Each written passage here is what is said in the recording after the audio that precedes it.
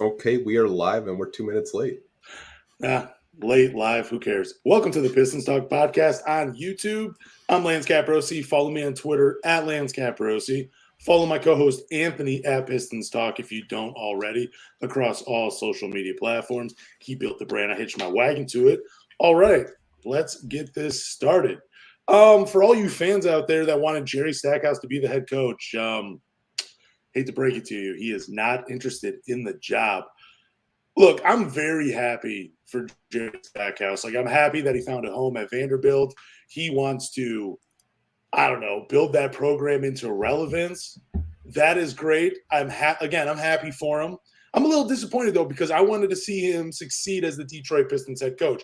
I loved him as a player. He really was the guy that got me into Detroit basketball, then, closely followed by Ben Wallace. But I was happy, and I was happy to see that Jerry Stackhouse is one of the top 5 candidates for the job. But then Lindsey Hunter comes out and basically just puts a huge stop to all of that. He pumps the brakes real hard. So Jerry Stackhouse, you think there's any chance, though, that, what we were just talking about, he pulls a Mel Tucker and becomes the Detroit Pistons head coach? I don't know. If you guys did see that tweet, basically a Vanderbilt fan was they tag Stackhouse and say yo, I hope you don't leave. Because earlier in the week, there was a reporting from 247 Sports, which it's a pretty reliable website. I mean, Definitely. If you follow college athletics, you know what 247 is. And, they were citing that Jerry may be interested in the Detroit Pistons head coaching job. And a Vanderbilt website, the college that Jerry Stackhouse goes to, he literally called the kid a clown for writing beats, which I'm not going to repeat what Jerry said because I think it's, if you guys read it, it'll be way more enjoyable of you guys reading it than me reading it. But getting back to your question, do I think Jerry Stackhouse will pull Mel Tucker? I personally don't. I think he's in a good spot, like you said, at Vanderbilt. Even though it's not like a blue blood type of college like your Dukes, your North Carolinas, it's not one of those. He's still having success. I believe he won co-coach of the year this year in the SEC, if I do remember it correctly. So he had a really good season, and you have to remember he does it without any of these top 5-star recruits. So I mean, I'm not mad at it. I could understand why he wouldn't want the job. I think whoever does take the job, you're asking them a lot, and I think that's why we're seeing so many assistant coaches, and you're not really seeing the big marquee names being interviewed so far. So I think we can both just take him out of the running. Do you ever see him coaching in the NBA, though? Because I think he's going to be a college coach for life. I think he got a taste of the NBA with the G League. He had some success. He won the G League championship with the 905 Raptors, right? I believe so. And then he goes to Vanderbilt, gets a guy like Saban Lee to the NBA, who's still in the NBA. Gets a guy like Scottie Pippen Jr. He's in the NBA. So he's good at developing guys. I just think he's more of a college coach. I think he's one of these dudes that just wants to help young men become better men, and he's doing it through basketball. And I think it's a little bit bigger than coaching for him. But I just don't see him ever coaching the Pistons. And I don't even know if I ever see him in the NBA. But what about you? You think he's ever going to be an NBA coach? I think he will eventually. I just don't think the timing's right. Because there are reports that Vanderbilt was going to move on from him. I believe last year I was doing some research of, people that do cover the team, and there are reports that, they weren't really happy with him, and they wanted to move on. And obviously they're probably happy with him now, when he co-coach of the year in the SEC. I think he's a phenomenal coach. That I was the biggest Jerry Stackhouse supporter. You were probably all year. I wanted Stack to, come back, and, coach the Detroit Pistons, but obviously that's not going to happen because he is happy at Vandy. But I do see him coaching in the NBA. I just don't know if the timing's right. That's just where I'll kind of leave it. Yeah. Again, Lindsey Hunter spoiled the news. It would have been fun to talk about Jerry Stackhouse. When we get to one of the later topics, it's a little bit more of a fun topic. We could have thrown his name in there, but now we can't. So thanks a lot, Lindsey Hunter. Jeez. All right, let's move on real quick. And so we've been watching the play-in games. Oklahoma City Thunder, they had a huge turnaround. They were one game away from the playoffs. Huge turnaround for them. They were so much fun to watch, dude. Josh Giddey, Jalen Williams, Shai, so much fun. What do the Pistons have to do to turn it around like the Oklahoma City Thunder did this past year and become a play-in team and one game away from the playoffs, or even a playoff team? I'm going to throw you what I think needs to happen, and then I'll turn it over to you. I think everybody needs to stay healthy, especially Cade. He is the engine that drives that vehicle. He needs to stay healthy. That is the biggest thing for the Pistons here. He gives them the best chance. Detroit Weaver needs to draft a guy that's a day one player. Like, whether he's coming off the bench, starting, he needs to contribute. Need to find guys that are consistently good on defense and three-point shooting, because we got a lot of bigs. We just need to space the floor some more for Cade, Ivy, Duran to rim roll, James Wiseman. We need some floor spacing. And yeah, those are my three big things right there. Well, then also just a coach with a good, definite game plan that can make adjustments on the fly. I definitely think those four things right there. But what about you? What do the Pistons need to turn it around? Well, I was kind of thinking about the way OKC is constructed and how they've drafted so well over the past. I shouldn't say they've drafted well. They always draft well, it seems like. Yeah. You draft guys like Josh Giddey, who a lot of people, when they drafted Josh Giddey, they were shocked. They were surprised. Josh Giddey is one of the, up-and-coming stars in the NBA, in my personal opinion. Great player. You have a star in SGA already who averaged 30 points a game. I don't know if Cade or Jaden Ivey's capable of doing that, but I'm going to try to stay hopeful. Maybe they can, right? I don't know if they'll do that next season, but hey, we could be hopeful. They have guys that were undrafted. Lu Dort, wing defenders. They have great wing defenders. Our only wing defender is Isaiah Livers, right? Yep. So it's a lot of things have to go right. Like you said, you got to get that head coaching right. And we're going to get into who I personally think. I think it's down to two people already. Yeah. With all the reporting, I think the people that they're interviewing, obviously they've interviewed three people so far. I think, to me personally, there's two assistants that I have my eye on, and I think a lot of Pistons fans should have their eye on. Like you said, get the coach right. Yep. You got to address wing defenders in the draft, whether it's with your first overall pick or, you do have a second round pick that you do own, which is, I believe, like 31 or 32. So it's basically having another first round pick, a late first round pick. So address your wing defenders. Hopefully everyone stays healthy, and you just run the table, seeing if you can try to compete and try to win more than 17 games. I think it's possible for the Pistons to make the play-in, but they have to hit the draft, hope that everyone's healthy. You can't have people in and out of the lineup, and just go out there and compete, man. I think that there's definitely a lot of talent on this team. It's just we haven't seen all the talent on the floor together so far. Okay, do you think the Pistons do make the play-in, though, next? Or, what do you think the chances are? Because the Raptors, they were in the play-in game. They were the 10th seed. They were 41-41. That's a huge leap for the Pistons to make. Yeah. And then you look at the Bulls, they were 40-42. Still, that's a 13-game improvement in the win column for the Detroit Pistons. And you're still going to be competing with teams like the Heat, the Hawks, the Pacers. We have to expect them to get better. The Wizards, you never know what's going to happen. Health, again, is something that affects them.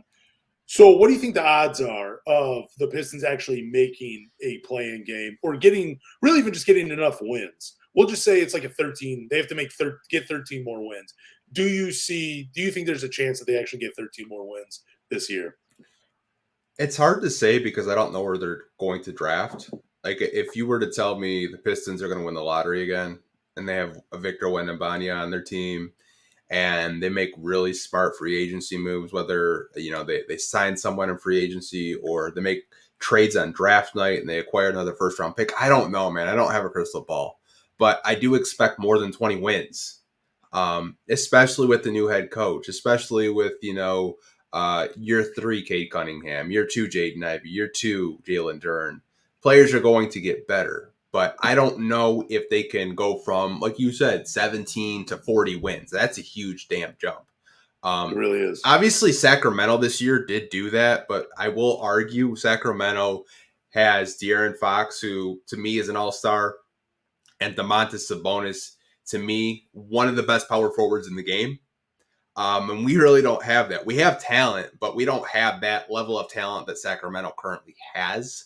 So I'll kind of leave it at that. But I do expect us to be in the low 30s, mid 30s win total. It's just I don't know if we can kind of get to the 40s. Like you said, that's a really big jump, and you don't really see a lot of teams make that type of jump without having a a all-star level type of player.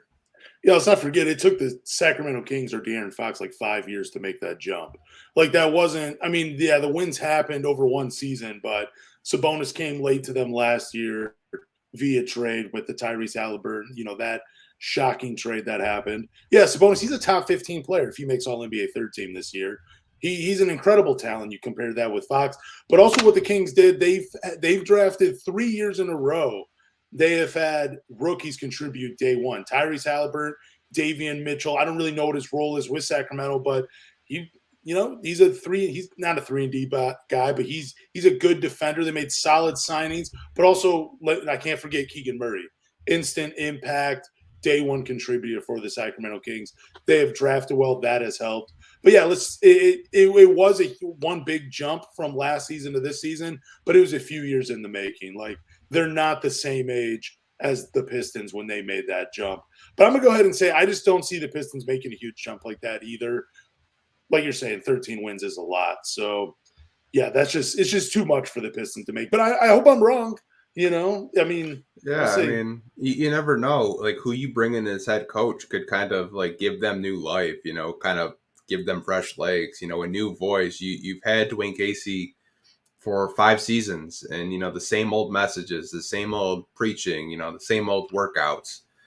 Maybe you get a new coach, and you kind of have like how OKC had their coach, and just it puts them in a position to where you're like, oh, okay, this may be a playing team. You never really know. That's why a lot of people have been saying this offseason is probably the most important offseason for Troy Weaver since he's, gotten the job, because you got to get that head coach right. This is going to be Troy Weaver's first time picking a head coach. He didn't pick Dwayne Casey. Dwayne Casey was already here. So he has to get that head coach right. You got to make smart free agency moves. You're probably going to have to make some decisions on this roster. I do think that they can flirt with the play-in, but I'll leave it at that. I think, low 30s to mid 30s is probably where I would put the win total. But, I was wrong last year. I thought this was a play-in team, and I was completely wrong, and I'll admit that. Well, hopefully we're both wrong, and they are a play-in team this year. Hopefully. Yeah, dude, honestly, I want to do more than 17 player of the wins. Yes. That was brutal. Like, we have a segment, Player of the Win, every week. And I think that for a month and a half, we did not have a win. And so it was pretty dark times on this podcast. Yeah, hopefully it does not happen again. Man, that would be brutal. Speaking of, I want to share this. 2 big lineups were some of the worst for the Pistons this season. They also featured Killian Hayes as the point guard with Jaden Ivey in the backcourt. But the 2 big lineups, they were terrible for the Pistons this year. Do you see the Pistons sticking with the 2 big lineups, or do you see them switching with the best lineup they played with this past year, which featured, I believe, Ivey at the point guard and Duren at the center with 3 shooters, Alec Burke, Saddiq Bey, and Bojan. Obviously, Saddiq Bey's not here, but that's not the point. The point is you were spreading the floor with shooters. Mm-hmm. So do you see the Pistons going to a 1 big lineup this upcoming season? I honestly don't. Listening to Troy Weaver during his press conference, whether that was, with the media at the end of the season or listening to him on 97.1, he is very adamant of having 4 bigs. I mean, his main reasoning is depth.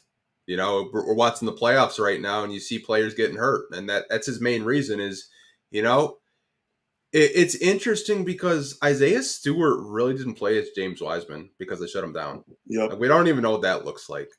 I think they will stick with these 4 bigs, and I think it can work. You just have to add wing defenders and perimeter shooting for it to work. Like Cleveland has shown, it's possible to have a 2 big lineup. You just need good backcourt play and wing defenders to complement these guys. And, I think it can. But to your point, I did see that post from NBA University with the 2 big lineups, and the plus minus was really eye-opening. I'm not surprised that I think to your point, the best lineup was Jaden Ivey, Alec Burke, Sadiq Bey, and Jalen Duren. And it was, I think, maybe negative, like a negative 0.5 or something like that. Yeah, it was The rest were like there. in the 20s and 30s. But yeah, I think they will stick with the two big lineup. I think it can work. You just have to get more wing defenders to complement everyone around you. Obviously, that graphic that NBA University did put out, I think it is telling, but at the same time, you really haven't seen Isaiah Stewart with Jalen Duren that much. You haven't seen Isaiah Stewart with Bagley or even James Wiseman for that matter. I think Isaiah Stewart is the biggest big. I should say he's the most important big with this two big lineup because he's the only big that can consistently actually stretch the floor to make this actually possible. Yeah, brings that versatility on defense. What also we didn't see in those lineups was shooting. We didn't see Bojan. We didn't see Cade.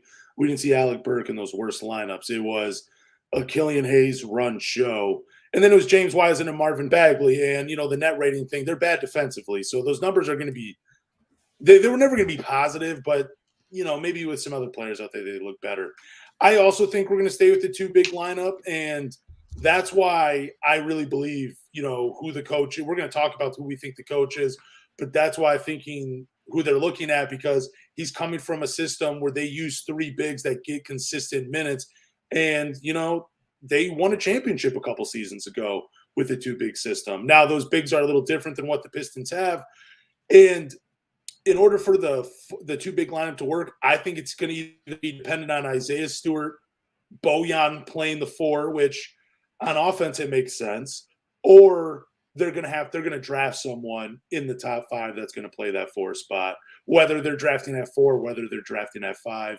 Because I think James Edwards had talked about in their podcast, they might trade that pick potentially. Like he wouldn't be surprised if that pick was traded. But I think that they still go with a four-man that makes the two big lineup work. That's what I at least think is going to happen, depending on who they get as the coach, though. Yeah, I mean, the Pistons are at the fourth or the fifth pick.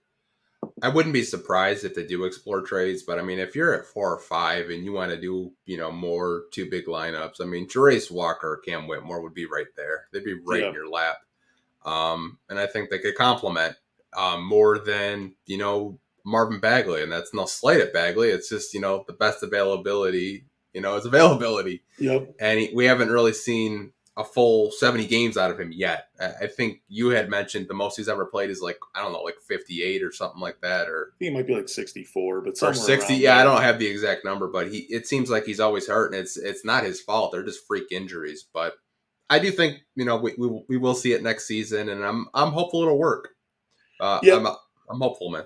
Yeah, same. I'm hopeful that it works too, because again, when we get into coaching prospects, like the way they use the three bigs from the team he's coming from, I mean, I think it's great. And I think that could be a real eye-opener to Pistons fans once we hear the name.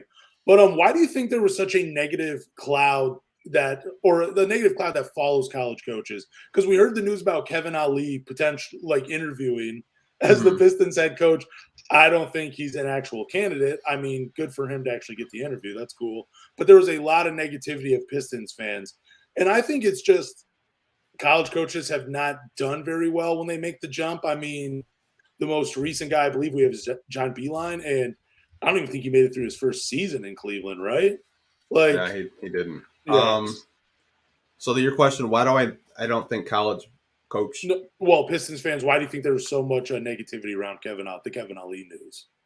Well, if you look at Kevin Ollie, he actually doesn't coach in the Overtime Elite League at all. He's not actually a head coach. Oh, okay. So I went on their website and I was just like, let me do some research on Kevin Ollie, because I know he did win a national championship at UConn. I know he was a longtime NBA player. Looked on Overtime Elite, he's more of a development coach for all the teams down there. So he's more of just a development coach down there. Like I said, won a national championship with UConn. You can't take that away from him. That's a hell of an accomplishment. But I think why so many Pistons fans, when they heard the news and they were negative with Kevin Ollie, is cool. He's a candidate. Cool. Troy's probably doing him a favor. Get his name out there. But with all the head coaches available out there, Kevin Ollie probably shouldn't even have gotten an interview. Okay. It's not to say that he's not a good coach, because maybe he is. I mean, we've seen college coaches like Brad Stevens, even Billy Donovan to an extent, have some success coming from, college to the NBA. But I think Pistons fans, they see the Udokas, they see the Mark Jacksons, they see the Chris Quinns, the Charles Lees. Like, there's so many Pistons fans out there that they see Kevin Ollie and they're like, you know what? If Troy hires him, that's his ticket out of town. So then you're saying that the negativity is more around because there are better candidates than Kevin Ollie, and because I think it's more about college coaches not doing good in the NBA. Outside of Brad Stevens, he's probably the best one. Billy Donovan had some success, but he was coaching some pretty good players.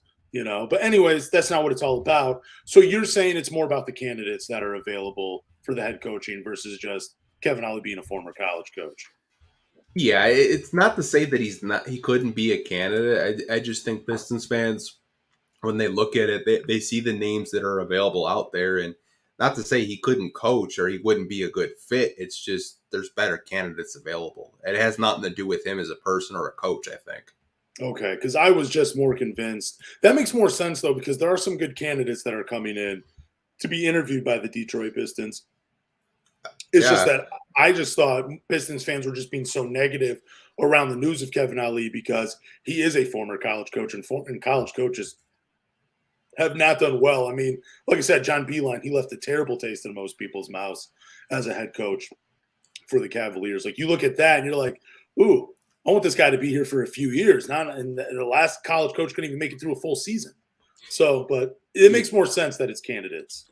Yeah, like I don't even think that he would be a bad fit on an NBA team, but I think it would be more of an assistant role.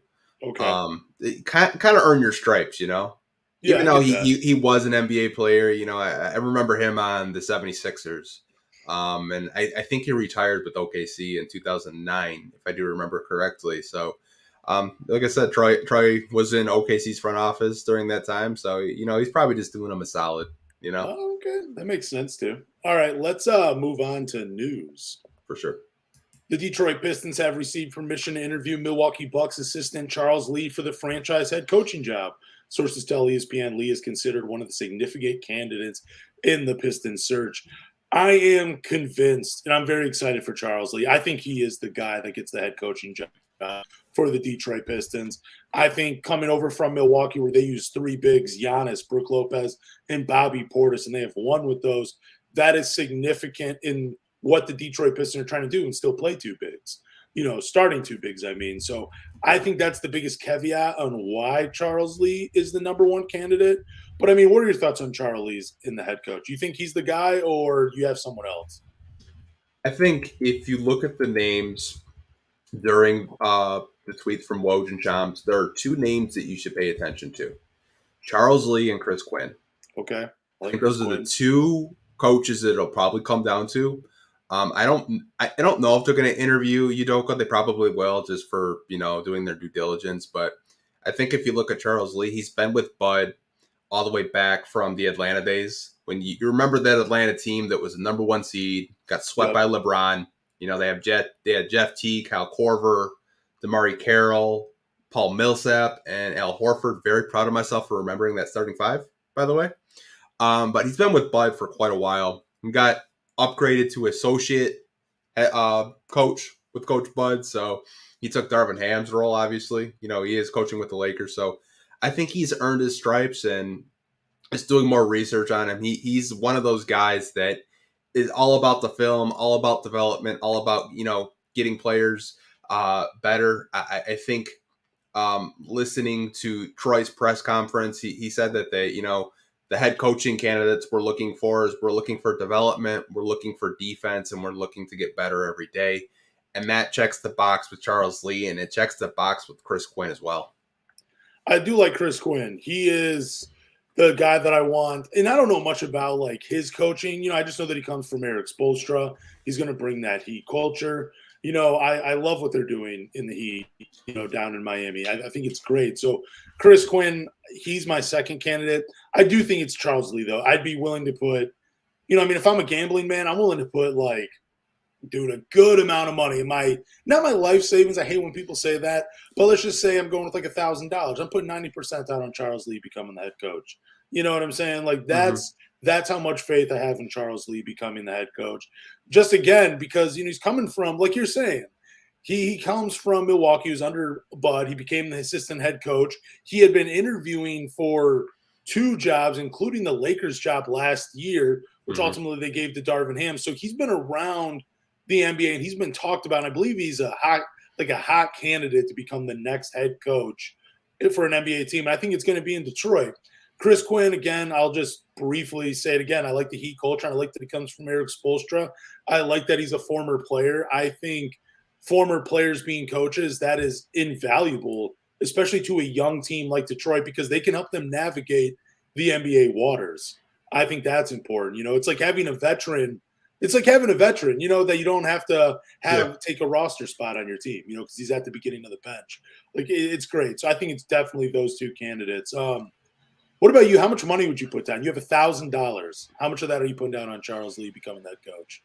I don't know if I would put that much. I think, like, I don't know. Like, I like Charles Lee a lot, because if you think about it, Bud came from the pop tree, and he's probably teaching the same things. If I did have to put a dollar figure, I don't know. I'd probably put like 200 on Charles Lee and 200 on Quinn, because I think it's like 50-50, because like we'll get into Chris Quinn in a minute. I think Chris Quinn, talking to Heat fans, when I saw Chris Haynes tweet that Chris Quinn was going to interview for the job, so many Heat fans, dude, they were so upset. They're like, hell no, because he's supposed to take over the reins when Spo wants to retire. He's next in line to be the next Heat coach. Okay. Talking to some Heat fans and people that do, write articles for the Miami Heat, they say, he's an up and coming, coaching star, much like Charles Lee. So I think it's going to be between both of those guys. But man, like, if I had you just flip a coin, because both of these guys are great coaches. All right, let's do a little start bench trade, but we'll do coaches edition. I mean, I think this is going to be fairly easy for us. But we'll just throw Charles Lee, Chris Quinn, and Adrian Griffin, because he was another name. We'll just do assistant coaches edition. We're not going to throw in like Ime Udoka or Kenny Atkinson or anything in this. But Charles Lee, Chris Quinn, Adrian Griffin, start bench trade. What order are they in for you? Basically, we are basically picking the order in which you think they're going to be the coaches for the Detroit Pistons. I would start Charles Lee, bench Chris Quinn, and cut Adrian Griffin. Nothing against Adrian Griffin. I think he's a Raptors assistant, if I do remember. But I think the Pistons may be a little hand shy from Raptors coaches. Not to say that they're not good coaches. I mean, Nick Nurse could be basically coaching the Raptors. Who knows? But that would probably be my order. Yeah, that would be my order as well, too. I don't know. Like I said, it's hard to talk about assistant coaches because you don't get to see what they're doing on the bench. You know what I'm saying? Like, the plays, the adjustments, that all comes from the head coach. It's more of, you got to know someone to know what's going on with the assistant coaches. But, yeah, my order would be the exact same. But, again, I'm going to reiterate, I think Charles Lee is the head coach of the Detroit Pistons. Yeah, like I said, I think it's a toss-up between him and Quinn. I think those are the 2 top assistants out there currently right now that are going to be considered for head coaching jobs around the NBA. Awesome. Let's move on. This is kind of a fun one for me. Kind of came up with this on the fly. I think it was like 2:00 in the morning when I wrote this in the prep sheet. But the Pistons are back in the first round. We're keeping our top 5 pick. We already made that selection. But Troy Weaver has pulled another trade out of somewhere. And we got another first-round pick. We're each going to give a prospect. Well, I mean, if you want to. I got 1 prospect. I didn't come up with 2. I got 1 prospect, and then I'll tell you why I like them, and we'll see if there's a trade to make. I'm taking Chris Murray, and I went with the NBA Draft Room website. He is projected to go 20th to the Golden State Warriors. Prototypical 3-and-D, has a twin brother already in the NBA. He's not the best shot creator. His three-point percentage was down at Iowa because he was the best offensive player at Iowa. He was asked to do a lot offensively.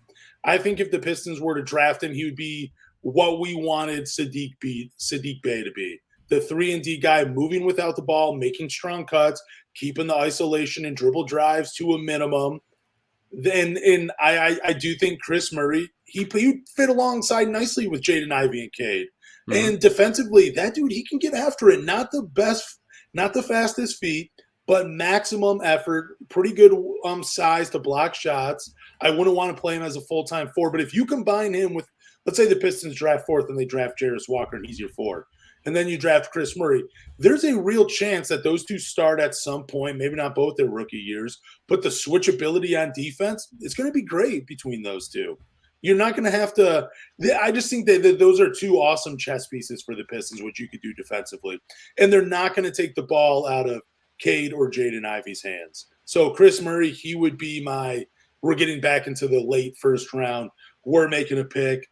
Do I think they actually make a trade with the Warriors? I think it's possible because the Warriors might be looking for a veteran to combine instead of another young player that they have to bring along and develop. So trade possibility, I will say that there is a possibility, just not very likely, that Troy Weaver makes a trade with the Golden State Warriors to draft Chris Murray. But he would be my second first-round prospect that I would love to see in a Detroit Pistons uniform. Do you have any prospects? I have a couple, yeah. I have Jordan Hawkins from UConn. Oh, great one. The more I watch his game, the more I just love his ability to play off the ball. And I think that's something we really didn't have last year outside of like maybe Hami. They kind of just, cutting to the basket and finding, open lanes. But I think if you were to trade for someone, I would definitely look at Jordan Hawkins. Another guy I have pulled up right now who I told you last year, Keontae George, even though it is another guard, it's more of the traditional shooting guard. It's not kind of like a combo guard, kind of like how Ivy is, where, he can play shooting guard and point guard. I mean, you could even throw Grady Dick in there as well, from Kansas, I believe. So great forward. So do you want me to go off the NBA draft room and we'll go by where they have them projected to go and see if we can make a trade? Or yeah, sure. Let's do it. We'll do Jordan Hawkins first. Number 10 to the Dallas Mavericks. Wow. Yeah, that's the NBA draft room, though. Do you see a trade coming for the Dallas Mavericks to draft Jordan Hawkins? Let's just say they do draft and we want to make a trade or whatever. Dallas, to me, is a team that it just reeks desperation. I don't know. I think they'll probably draft somebody, but just for the simple fact that to get younger. But their salary books are, we've gone through it before. They're pretty bad. Now I have Tankathon pulled up. They got Jordan Hawkins 17 to the Lakers. Ooh, okay. Real quick though, let me stick with the Dallas Mavericks real quick. Do you think they would ever take like an Alec Burke though? Oh, 100%. Yeah, 100%. Okay, so there's a chance. Like, could the Pistons trade Alec Burke for the 10th pick, essentially to draft Jordan Hawkins? I mean, I could see it, but I don't even know what Dallas. I don't even know what Dallas is going to do. I mean, like, who knows? They're probably going to lose Kyrie. They said they're not re-signing Christian Wood. I mean, they just have a bunch of role players that are making like max dollars. So I mean, they're just a disaster. Oh, maybe we'll take Marvin Bagley for a 10th pick. Well, okay, we'll do Tankathons then, 17. Do you think the Lakers, though, they were rumored to have Bojan. Could the Troy Weaver flip Bojan for the 17th pick in Jordan Hawkins? Is that I think they would do it, honestly. Dude, that might be pretty likely right there. I think the Lakers would do it. I don't know if Troy would do it, though. Ooh, man, it depends on, I don't know, man. Jordan Hawkins, though, that would be nice. That's crazy, though, 10 to 17. You said the other guy was Keontae George. On draft room, they have him at 14 to the New Orleans Pelicans. Mm-hmm. I would love him in Detroit, though. I know we've talked, just because he is a scorer, like you were saying. I think this is a guy that you could bring off the bench for the first 2 years and he would have no complaint. I know people want to say, well, we could just bring Scoot Henderson off the bench. That's not going to fly for a guy going number 2. They're not going to want that. But Keontae George, he could be a 6th man for the Detroit Pistons. I like his comp, too, in NBA draft room. But the 14th pick to the Pelicans, I don't know, man. The Pelicans, they're on the verge. Could they use, an Alec Burke? Could they use the Bojan? Could they use – They could use a Killian Hayes. Maybe. But would they trade Killian Hayes for the 14th pick, though? Probably not, but it's funny because Tankathon has him 14 too. Okay. To the Pelicans. The Pelicans, obviously, we all know the Zion stuff. He didn't want to play because he wasn't mentally right. Yeah. They need a point guard though. Like they have Kyra Lewis, who you're not really sure if they're going to actually like develop him or not. We've talked about maybe they can possibly win the lottery and get Scoot, or I think they need a point guard, and we have a lot of damn point guards. I mean, I think if you were to talk to them saying that, hey, well, we'll give you Killian if you give us the 14th pick, and maybe some other possible stuff to make the salaries work, I think you could have a conversation. But I don't know. I've always liked Keontae George. He kind of reminds me of Benedict Mathurin a little bit, but way better passing. Yeah, I was kind of thinking like Eric Gordon. That's an NBA comp that he's had quite a bit. Like that, just that big body guard. But what if it's like a Killian Hayes and an Alec Burke, though, for the 14th pick? That might be a little bit more enticing. Another shot creator in Alec Burke. He's a veteran. Like they need someone to be able to also make shots for them. So I don't know. That'd be interesting, though. Do you see Troy trading back into the first round? I do, but like I said, I don't see the Pelicans making that deal. Obviously, we both like Keontae George, and like Killian's value, I don't even know what it would be. I mean, Sadiq's value is like 5 seconds. I would imagine that Killian's value is less. So, not to say Killian's not a okay player. It's just it just seems like we don't get the most value out of our players in trades. Well, especially like the foreign-born players. That's the problem. For some reason, foreign-born players do not work in Detroit. Carlos Delfino is like the best one. Yeah. It's crazy. We can move on from that because I wish I had more prospects. But I think those were 3 fair, good ones. Chris Murray, Keontae George, and Jordan Hawkins. I love all those names. I want to see where Chris Murray is at on Tankathon because I don't even see him. He's probably in the second round. I would not be surprised if he sneaks to the first round. He's such a good player. Like I don't he's in the second round. He should not be in the second round. He should be a late first. I'm shocked that they had him at 20 going to the Warriors, but I'm like, man, that makes sense to the Warriors too. But I mean, I could. Oh, here he is, 19th to the Rockets. I would hate that. Okay. Oh, I would hate that too. I would hate. Dude, the Rockets draft everyone I want. Like, like as a Pistons fan, it pisses me off. Like, I wanted Josh Christopher. They drafted him. Yep, I wanted Sengun. They drafted him. They got Sengun so damn late too. That pissed me off. What if Chris Murray though goes 31st to the Pistons? I think that you were saying that you have 31st or 32nd. That'd be a steal. Steal. Because I mean, I think there's a possibility for it though because they were rumored to Keegan Murray the year before. I mean, Keegan Murray's a better player than Chris. Like he can create his own shot, like higher ceiling. But Keegan, I think he's going to be like a 10 to 12, maybe even 14-year vet. Based on his skill set, he's going to be here for a minute. I like him. I like him a lot. Yeah, I mean, like I said, Keegan's a good player. Like you said, I'll probably a good 10 to 15-year vet. We do got a question real quick, and we can go on to the next topic. Sweet. Oh, I hate when it does that. Why are y'all talking so much about guards when Detroit literally has 0 wing players on the roster? No one small forward has been seen. We've talked about it in the past, Trutella.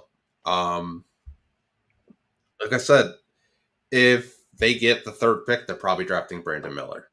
I mentioned Grady Dick, who is a forward. So I don't know where you were at, but I had mentioned him. I was going to say, I just mentioned Chris Murray. He's a perimeter player. He plays the 3 spot, 3 or 4. I even said we talked about Keontae George for a little bit, but that's just because we like him. But even Keontae George at 6'4", 205 pounds, like there's some lineups where you could play him, Ivy, and Cade. You could play all 3 of them, and he's a Baylor Bear, bro. He goes hard on defense. He's going to be defending 1 through 3. He's probably not going to be checking. I mean, think about it. Marcus Smart, I mean, I'm not going to say that defensively, but we're seeing it now in the NBA where smaller guys, even Killian Hayes, like last year, was messing with Evan Mobley a little bit in the post. We were throwing a small guy at a big. So Keontae George, even though he is technically listed as a guard, he could probably play. He could play in the perimeter and run with Jaden Ivey and Cade Cunningham, and you could still use him defensively because of the way the NBA is played today. Yeah, I mean, like I said, I think they'll be very wing heavy this free agency, and the draft, depending on where they go. Like obviously, if they win the lottery, they'll probably draft them Victor. Yeah. They get 2. The probably a conversation between Scoot and Brandon Miller. I mean, they get 4. It's probably a Thompson twin. They get 5. It's probably Cam Whitmore, Jerace Walker. Like they're or maybe even they go crazy and get Anthony Black. Wait. But I mean, wait, real quick. Are we dumb because we're the only ones that don't think that Victor Wembanyama is not an instant impact player? You know what I'm saying? Like, we heard the greatest take from 2 people on the short bus when it comes to Victor Wembanyama, and dude, just unbelievable. So I don't know. Maybe if we draft Victor Wembanyama, it doesn't work out for the Pistons because he's not instant impact and is not going to contribute day one. Apparently, Victor is 2 years away from even contributing. Yep. Yeah. Fucking morons, dude. I just had to quickly throw that in, but all right, let's talk about Marvin Bagley real quick. So Marvin Bagley said he wants to get back to playing the power forward spot in the NBA. Dude, like I said, I mean, if we get Charles Lee, there's a chance where we're still going to see 2 bigs. I don't think Marvin Bagley is it. I think unless he develops from the 3-point line, he has to develop a more of an outside shot. Defensively, he has to make it uncomfortable for guards. You don't got to defend guards out on the 3 when you switch, but you need to make things difficult for them, even for a few seconds. You know what I'm saying? Just make it a little uncomfortable. I'm not asking you to be all world defensively, but you have to make it a little uncomfortable when teams switch with you. But yeah, Marvin Bagley, I just don't see him as a full-time starting power forward for the Pistons. One, because of injury. It's not because of the talent. It's because of the injuries, can't stay on the floor, and it's because the defense just isn't there, and the outside shot is not consistent enough. So I don't know. I just don't see it working full-time for Marvin Bagley, but what about you? I think, obviously, that's more of his natural position as power forward. I think I've said that before on here a few times. But Casey was using him as a small ball center, and I just think he wasn't comfortable with playing center, and maybe that's the reason why he got hurt a lot last year is he's not used to being physical with, centers like a Joel Embiid out there, And while we were undersized, whether it was Jalen Duren in foul trouble or Isaiah Stewart injured or, whatever. I don't know. Like, if he does want to be a power forward, he's going to have to be similar to Isaiah Stewart from the standpoint of, I need you to stretch the floor. I can't have you standing in the post waiting for the ball. Because we all know James Wiseman needs those touches. Honestly, he does. Like, James Wiseman needs like a good 10 to 15 touches in the post. Can't have Bagley and him both calling for the ball in the post. I mean, that'd be atrocious spacing. I think if he does want to play power forward, he's going to have to work on his perimeter shot. Not to say he can't do it, because I think he's a very hard worker. He's a very talented player. But like I said, I just don't know if it'll work.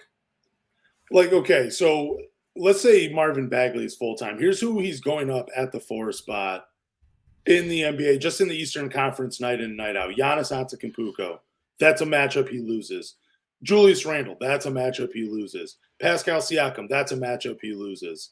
You know what I'm saying? Evan Mobley, it's a matchup where, you know what I'm saying? Marvin, again, I'm not saying Marvin Bagley's bad, but like in my opinion, he's an off the bench piece. He's more valuable off the bench, getting you a few buckets where you're able to hide him defensively. I mean, if he's a huge part of your game plan going forward, it's just not going to work. Like, I like Isaiah Stewart against Giannis. I like Isaiah Stewart against Julius Randle because of that defensive versatility. He's not going to stop them night in and night out, but he's going to make things difficult, something Marvin Bagley can't do on defense. Marvin Bagley's best role, I think, is being a 5-man, send screens, roll into the rim, letting guys create for him, and him just getting easy buckets. I think him as a 4, it just doesn't make sense in today's NBA game because he doesn't have that outside shot down consistently. And defensively, I'd rather have him playing drop than, switching and trying to guard out on the perimeter because you just can't do it. Yeah. Like I said, you made a really good point, and we've talked about it. I think off the bench, you give him 20 minutes a game off the bench, that's where he's at his best. Like, you give him any more than 20 minutes, I think he just gets tired. Not to say maybe he's not conditioned to play more than 30 minutes a game. Maybe you shouldn't try to play him as a center. I think off the bench he's valuable, and like we talked about it a couple segments ago with these four bigs, like you're gonna need depth at the forward and center position, and I think he's such a valuable piece because he has a very nice post game. He can stretch it out from the perimeter a little bit, but it's not enough where you're comfortable as a head coach to rely on him to hit a 3-point shot night in and night out. But it's a work in progress. The only thing I really have a problem with is defense. Defensively, it seems like he's on an island out there and he's lost. Whether it's, a backdoor cut or not switching or not helping out on the weak side, I think that has always been his weakness as a player. It's just he's a one-dimensional player. He plays great on the offensive end. The defensive end of the floor, you're kind of just scratching your head saying, like, dude, where the hell were you on that backdoor cut? Like, that has been my only problem with Bagley as a prospect, watching him with the Kings and watching him with the Pistons. It's defensively. So this year he averaged 12.6 rebounds in 23 minutes per game. That is the role that I want him playing in. I don't need him starting. I just need him playing 20, 23 minutes a game, going out. Because, if you play him too many more minutes, he gets exposed. Teams are going to take it. They're going to eventually figure it out, and they're going to pick you apart with him on defense. So you want to play him less minutes, but still being able to contribute in that time frame. Yeah, like I said, I think you made an excellent point. Have him off the bench, play small ball 5. Play the power forward like he wants to, and give him about 15 to 20 minutes, and he'll cook. He'll get you that 14 and 7 all day. This is an interesting topic that's coming up. Cade Cunningham and Jaden Ivey. So I did not see this, but you had pulled it. You had showed me. Cade Cunningham's not sure if Jaden Ivey and him can work together, but he wants to make it work together because he got to know him as a person. Dude, what do you think it is? Do you think this is Cade Cunningham saying he's not sure if it's going to work because he's more of a playmaker and they saw Jaden Ivey play point guard and he's like, okay, is he more confused about the direction of the team is going? Or I don't know, man. I talked about it last week. That's why I want to see Cade running the show because I think Jaden Ivey's game is better off playing off of Cade than vice versa. And maybe Cade thinks the same way. But what are your thoughts on this? I think when I first saw this quote, obviously you could take it a lot of different ways. I don't think it's a standpoint from Cade doesn't think that they can play together in the backcourt. I think just something where he looks at himself as a primary ball handler, and obviously he saw Jaden Ivey take that responsibility. But I think ultimately it can work where they can take turns taking the ball up the court. I don't really think it's something that you have to kind of, clickbait or anything like that. I think they're both great players. I think they both can play on the ball and off the ball. But I could understand if, Cade's kind of questioning it himself because it's like, hey, I don't know if I can play off ball, but we all know he's capable. Cade arguably could play 3 positions if he wanted to. Yeah, but I really think he's just more of let him lead the show. Like I said last week, if it's a 60-40 split, give him the 60. Let him run the show more than Jaden Ivey. I think Jaden Ivey's game is better playing off of Cade than Cade's game playing off of Jaden Ivey. So like I said last week, you have Jaden Ivey driving and kicking to Cade, who's not a consistent outside shooter. Or you have Cade dribbling around, a little bit slower down. Defense is paying attention to him. He sucks him in, and then he kicks it out to Jaden Ivey, who has improved as a catch and 3-point shooter. So I think it plays off better that way. And then plus, I said it again last week. I'm just going to reiterate it because I thought it was beautiful to say, and I like to toot my own horn. When, you kick it out to Jaden Ivey, he has the athleticism to beat you to the rim and then beat you at the rim. That's something that Cade Cunningham, we've seen him struggle at the rim too. But where we've seen him thrive is controlling the offense, controlling the pace, and setting guys up. And I think that's the way it should go. So I think it's going to work. And I don't know why Cade said this. I do want to kind of add some more context to this quote. So Jaden Ivey actually was asked a similar question, and he basically said he wants to make it work too, because he got to know Cade as an individual and a person. He said Cade really helps him out this year in terms of his development because, in October we didn't see that elbow jump shot. We started to see it towards the end of the season. He said Cade really, coached him up and mentored him during the season while he was on the bench. So I think it's really cool to see your backcourt getting along because, you can go back in history. Joe Dumars and Isaiah Thomas, like they used to whisper at each other when they wanted the ball. Yeah. Like the fact that Cade Cunningham and Jaden Ivey are already bonding on and off the court, to me, I think is awesome to see. You got to build chemistry because that's going to be your backcourt possibly for the next 5 to 10 years. Like these guys could be an all-star level backcourt if they can figure it out together. And I think they will because they're smart individuals and they're great basketball players. Well, and I mean, Jaden Ivey, like he was asked at the All-Star weekend what All-Star he'd want to play with, and he said Cade Cunningham. Like, I think, man, it really comes down to what the direction they want the Pistons to go to. And I just don't see Jaden Ivey being the point guard of this team. I just think it works the other way a little bit better. And I think that's where the confusion comes from them because, one, they haven't seen it enough on the floor, but also Cade hasn't seen a player like him play along Jaden Ivey. So he's like, okay, how is this going to work? Like, where do I fit in? But I do think Cade ultimately runs the show and Jaden Ivey plays off of him. And that's how it's going to work together. Yeah, I mean, whoever's hot, like take the ball. Like honestly, like maybe some nights maybe it's Cade, other nights it's Jaden. Like I think that's what's so unique about both of them is arguably Cade's more of a small forward type of player, but he has the ability to play point guard, and Jaden Ivey's a combo guard that could play both positions. So well, then they need to watch Josh Giddey and Shea to figure it out. You know what I'm saying? Those are two dominant ball handlers. Look at Josh Giddey. You could easily say Cade could have a role like on the team, and then Shea or Jaden can take over the offensive role. Who knows? I don't know, but OKC has made it work. The Pistons, Cade Cunningham, Jaden Ivey, they can make it work.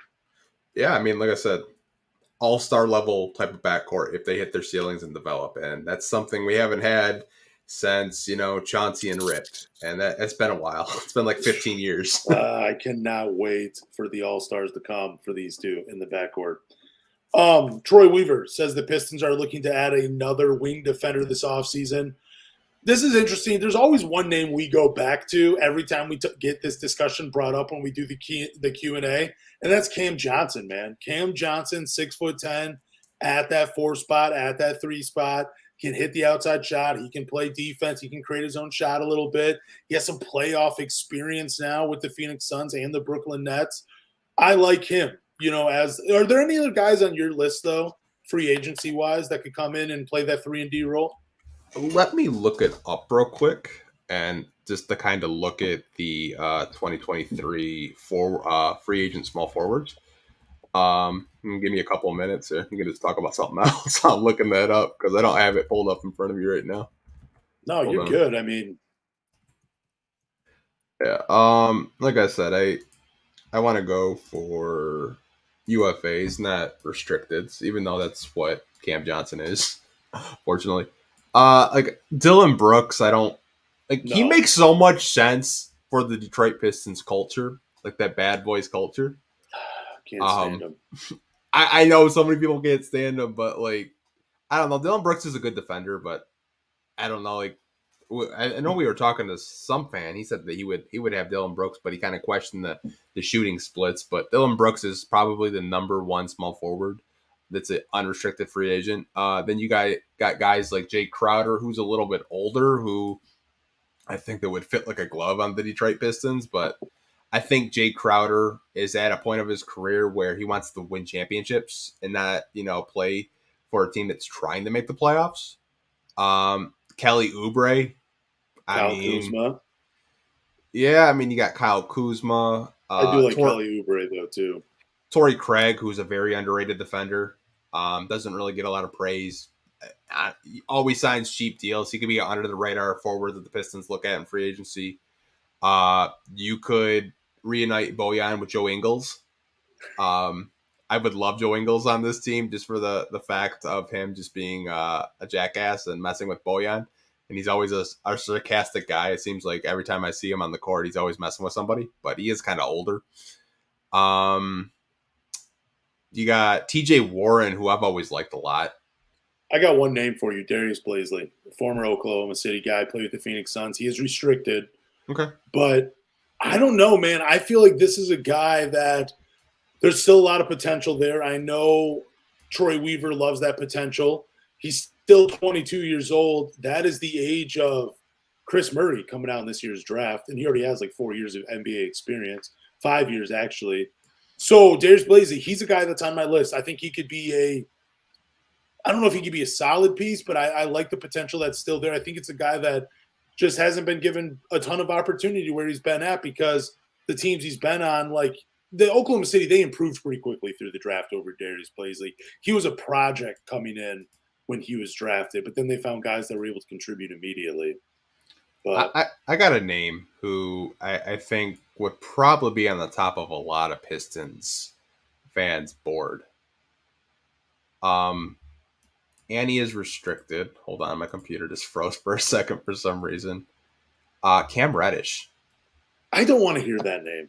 Come on, dude. I don't want to hear that name because we need 3-and-D guys. You know, we need guys that want to come out and play a little bit of defense. I mean, PJ Washington is a power forward. I don't know if you would want to bring him on. He's restricted too. Yeah, there was some people. Somebody on Twitter dropped that name to me, and yeah, he was playing a little bit of the 5 too, so that was pretty interesting. What about bringing back Trey Lyles going off in the playoffs for the Sacramento Kings? I personally can't because I said that Marvin Bagley was better than Trey Lyles, and I was dead wrong. What about I like what about like a Kessler Edwards though? I mean, someone said Austin Reeves. That makes so much sense, but Austin Reeves is probably going to get the damn bag. Did you see that Utah reporter saying that he's going to get $100 million? He probably will at some point, dude. He's fucking amazing, and it just pisses me off that the Pistons were actually in contention. You know, where they actually wanted to draft him. And he politely declined, which I don't believe. Would you overpay for a Matisse Thybulle, who's a RFA? No. If you had asked me that like 2 years ago, I would have because I thought there'd be more there offensively. But no, I mean, how great he is. See, that's what I always say about defensive players. Like, you can be great defensively, but I mean, if you cannot contribute consistently enough on offense, look at Matisse Thybulle. He was one of the best defenders in the league at one point, and I can't even tell you what team he's on right now. Because didn't he get traded from Philly? Yeah, he's with the Blazers right now. Yeah, okay, that's what I knew he wasn't with Philly anymore. Yeah, well, it said he's an RFA. Because I'm just looking at the wings. Like, the wing with RFAs, like restricted free agents, Cam Johnson is number 1. He's going to be on the top of everyone's board. Yep. Then you have Austin Reeves, Cam Reddish, Matisse Thybulle, and former Piston Anthony Lamb. Like I said, I think they'll really address it in the draft, or they make a trade because Troy Weaver is known to use his cap space with trades.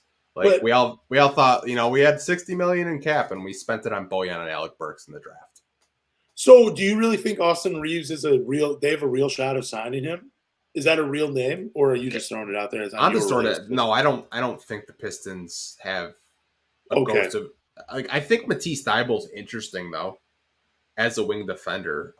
You'd probably have to put him at the 3 because he's too small to play the 4. So here's my short list of just looking at names right now. Cam Johnson, number 1, like you said, and I think these are realistic guys.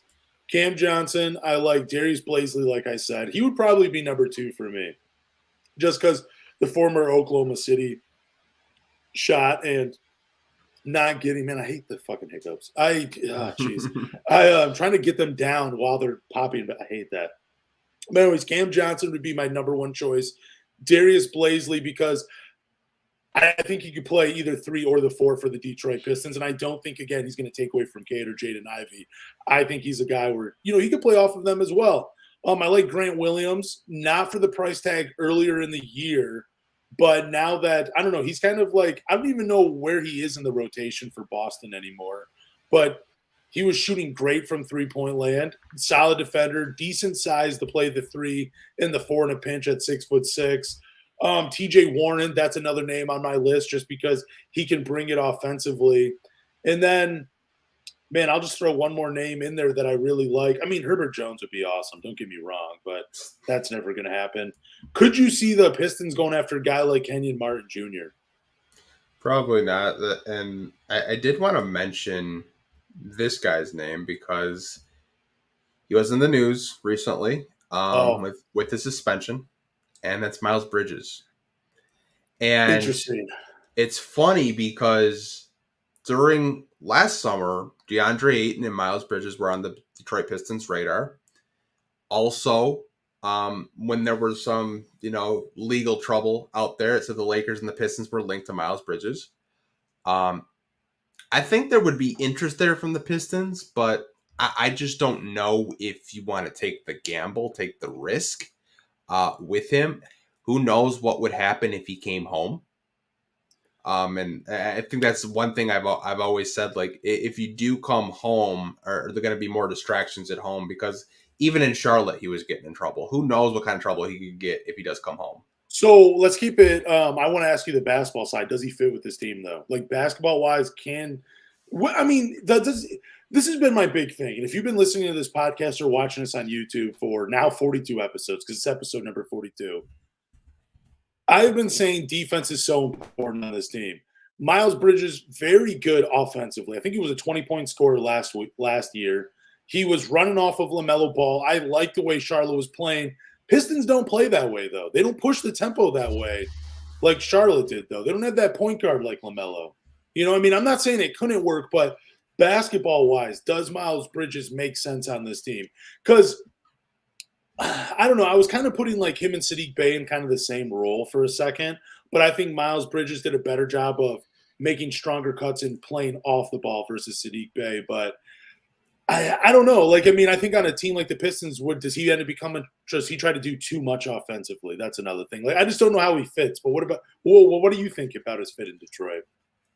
Yeah, like listening to Troy's interview with 97 won the ticket, he basically said he's looking for a wing to play defense and knock down 3-point shots. Is that Miles Bridges though? No, it's not. So, and yeah. I hate that we make it sound so simple when we're talking about it on this podcast, but like, dude, there are guys that literally just go play defense, then run to the corner and shoot threes. You know what I'm saying? Like, some guys have made a living doing that in the NBA. And the Pistons are at that point. I know Troy Weaver said, like, if you have 5 guys that can create their own shot and dribble the ball, you're in a good place because they'll figure it out. I don't think he actually believes that. I do think there's a part where he's just like, you just need you need those 3-and-D guys because they're so valuable in today's NBA with floor spacing. And you have 2 guys that are downhill players in Cade Cunningham and Jaden Ivey that just need space to operate.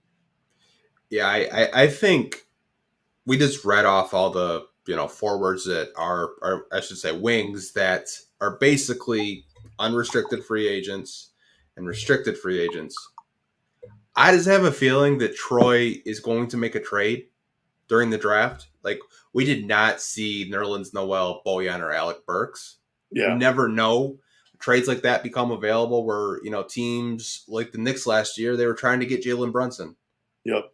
There's always going to be a team out there that's trying to, clear cap space so they can go out and get a big name free agent. Even though the free agents this year, aren't the marquee names.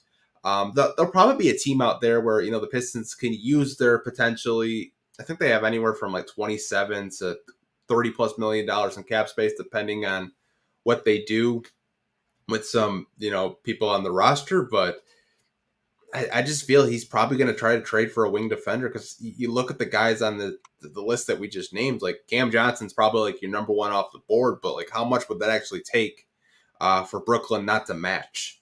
Yeah.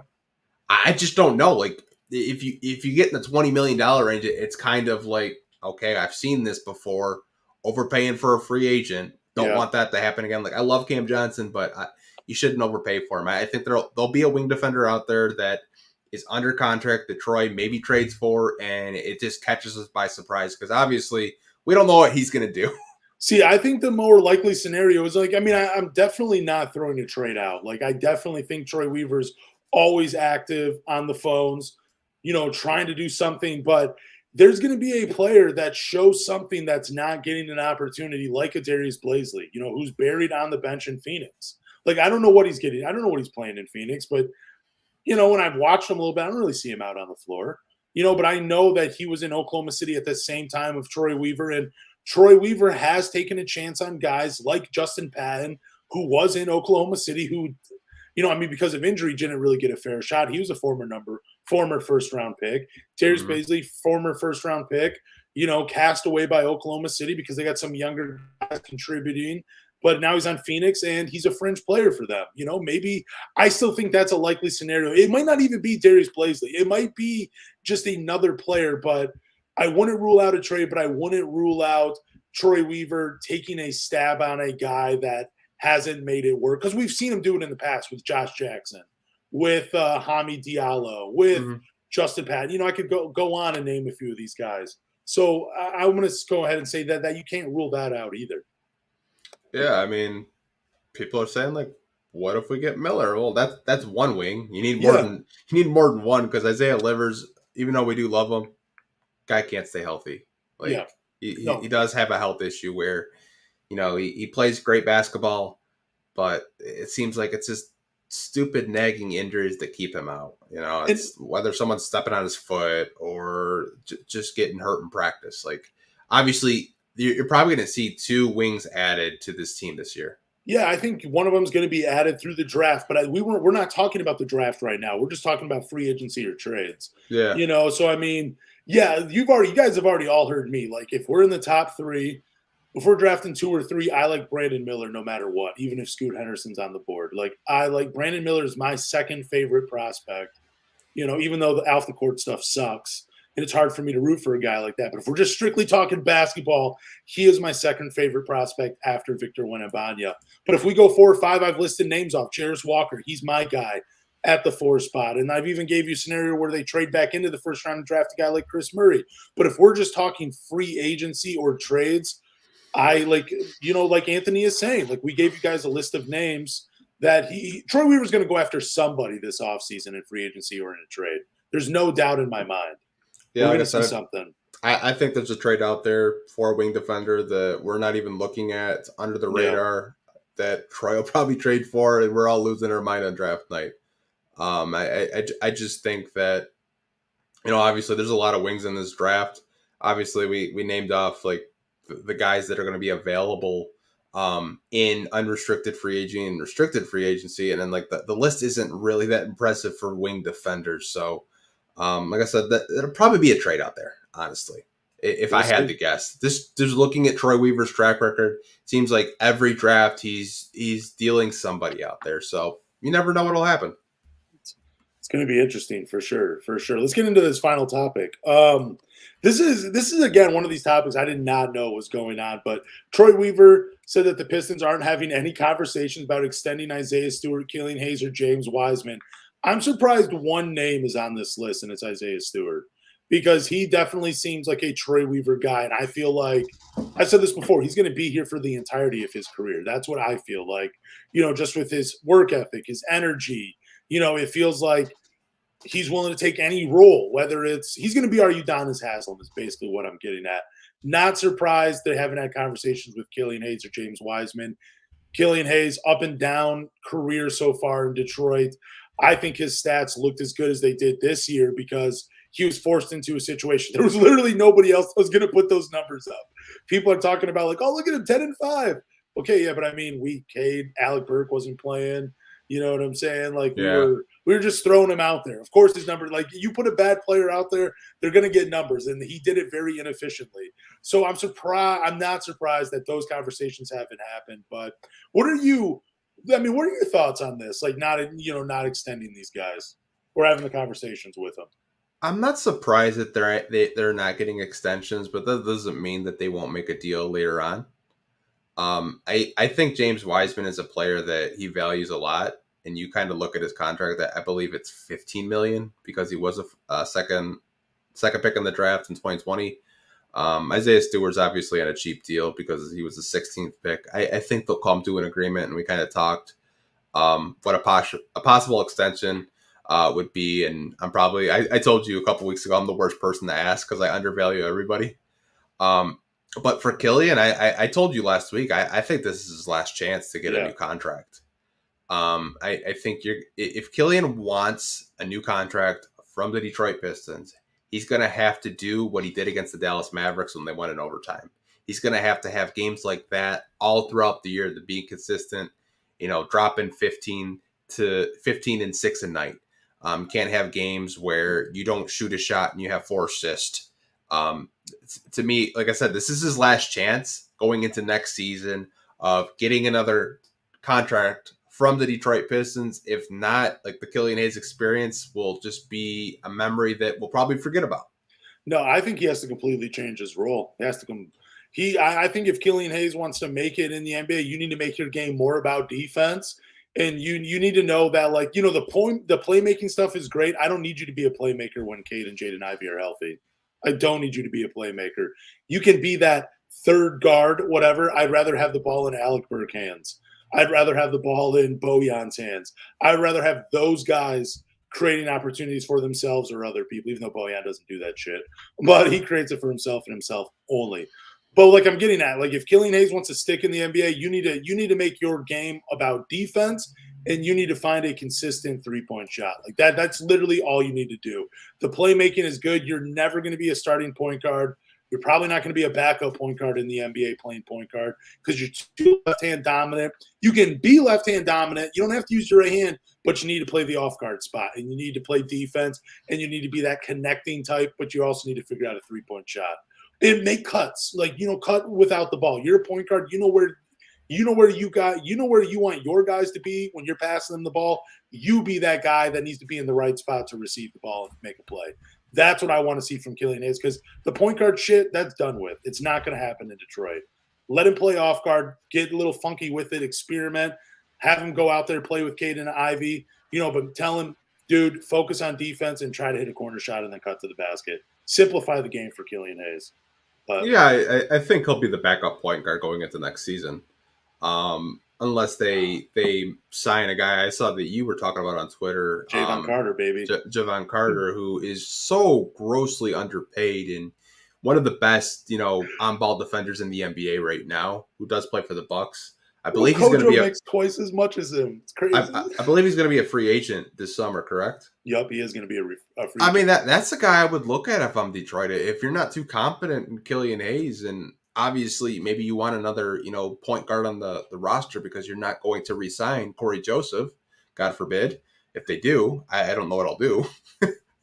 Hopefully not, but Javon Carter's a guy that I would look at. But like I said, I think this is going to be Killian's, last chance. I do think Wiseman and Stewart will get their extensions when their time is due, but not really surprised that Troy's not going to extend them this summer because it doesn't really make any sense. I mean, they're not like, you look at Tyrese Maxey, who could possibly get close to a $200 million extension. It's not to that point.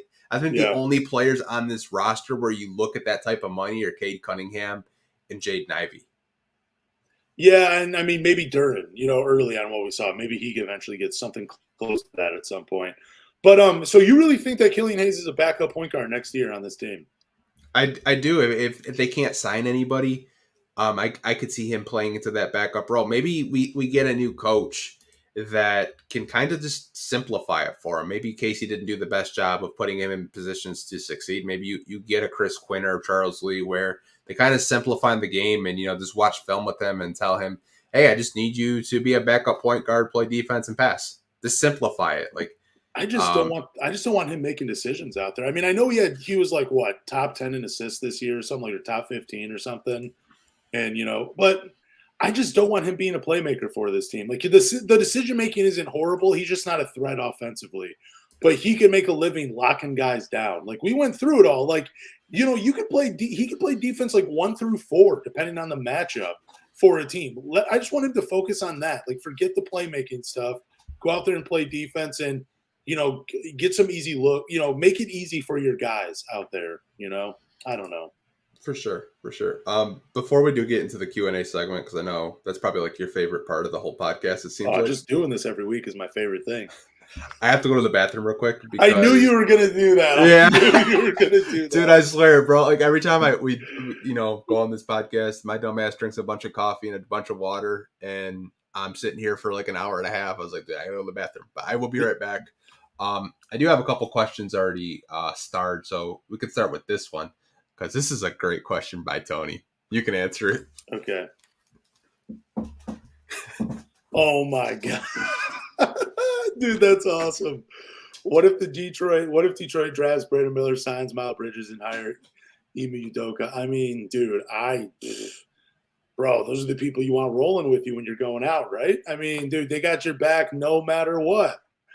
You got Ime Udoka to pull in the ladies. You got Miles Bridges to keep people off of you. You got Brandon Miller being the guy that, he's going to help you get away with it all. I don't know.